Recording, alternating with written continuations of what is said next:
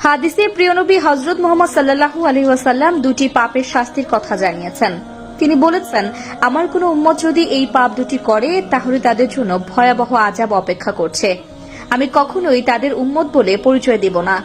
জাহান্নাম সেই জায়গা যার কথা আমরা কল্পনাও করতে পারি না, আমাদের কল্পনার থেকেও অধিক ভয়াবহ। তাই আগে আপনাদের জানিয়ে দিব এই পাপ দুটি করলে কি শাস্তি আপনাদের দেওয়া হবে।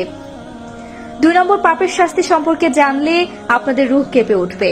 যে ব্যক্তি রাসূলুল্লাহ সাল্লাল্লাহু আলাইহি ওয়াসাল্লামের হাদিস শেয়ার করলো তার জন্য রাসূলের শাফায়াত ওয়াজিব হয়ে যাবে। তাই অবশ্যই ভিডিওটি শেয়ার করে দিবেন যেন অন্য কেউ এই পাপ দুটি করা থেকে বিরত থাকে। চলুন বেশি কথা না বলে শুরু করে আজকের ভিডিও। 1 নম্বরের পাপটি হলো কারো সম্পর্কে মিথ্যা অপবাদ দেওয়া। আপনি একজন মানুষের সম্পর্কে মিথ্যা অপবাদ দিলেন। যতক্ষণ ওই ব্যক্তি আপনাকে ক্ষমা না করবে ততক্ষণে আপনি কাবা শরীফে গিয়ে কান্নাকাটি করে তওবা করলেও আপনি ক্ষমা পাবেন না। হাসরের মাঠের সকল হিসাবের পরে দেখবেন আপনার সামনে সেই ব্যক্তিরা দাঁড়িয়ে আছে যাদের বিরুদ্ধে আপনি মিথ্যা অপবাদ দিয়েছিলেন। এরপরে আপনি যদি তাদের থেকে ক্ষমা পেতে চান তাহলে আপনার নেক আমল থেকে তাদের কিছু নেক আমল দিতে হবে এবং তাদের পাপের আমলনামা থেকে আপনার আমলনামায় কিছু পাপ সংযুক্ত করে দেওয়া হবে। প্রিয় দর্শক, অবশ্যই না জেনে বুঝে কারণ আমি মিথ্যা অপবাদ দিবেন না। প্রিয় নবী যখন জান্নাত জাহান্নাম পরিদর্শনে গিয়েছিলেন তখন দেখলেন একজন মানুষকে গরম উত্তপ্ত রক্তের নদীতে সাঁতার কাটতে, এবং সেই ব্যক্তিগুলো যখন সাঁতার কাটতে কাটতে কিনারা চলে আসেন ঠিক তখনই আযাবের ফেরেশতারা তাদের দিকে পাথর ছুঁড়ে মারেন এবং তারা আবার সেই গরম উত্তপ্ত রক্তের গভীরে চলে যায়। তখন রাসূলুল্লাহ সাল্লাল্লাহু আলাইহি ওয়াসাল্লাম জিবরাইল আলাইহিস সালামকে প্রশ্ন করলেন, এদেরকে এই শাস্তি দেওয়ার কারণ কি?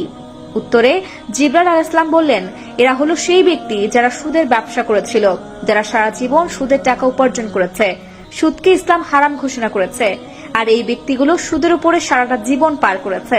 তাই কিয়ামতের আগ পর্যন্ত তাদের এই শাস্তি দেওয়া হবে। প্রিয় দর্শক, তাহলে আপনারা বুঝতে পারছেন আমি কোন পাপের কথা বোঝাতে চেয়েছি। 2 নম্বরে যে পাপের কথা বলা হয়েছে সেটি হলো সুদ খাওয়া। যে ব্যক্তি হারাম পথে উপার্জন করে অথবা সুদের টাকায় নিজের শরীর গঠন করে এবং দুনিয়ার বিলাসীদের মতো জীবন পার করে তাদের জন্য জাহান্নাম ওয়াজিব হয়ে যাবে, কারণ সুদখোর কখনোই জান্নাতে প্রবেশ করতে পারবে না। দুনিয়াটা মাত্র 2 দিনের, আমাদের চিরস্থায়ী বাসস্থান হবে পরকালে, হয়তো জাহান্নাম নয়তো জান্নাত। অবশ্যই দৃঢ়ভাবে আল্লাহর কাছে আত্মসমর্পণ করে নামাজ আদায় করার চেষ্টা করবেন, কারণ আপনাকে এই দুনিয়ায় মানুষ সাহায্য করলেও পরকালে আপনি একা হয়ে যাবেন। আপনাকে সাহায্য করার মতো কোনো মানুষ থাকবে না, কারণ ওই দিনটা এতটাই ভয়ঙ্কর হবে যে সকলেই ইয়া নাফসি বলে চিল্লাচিল্লি করবে, কারণ ওই দিন যার বাঁচা সে বাঁচতে চাইবে।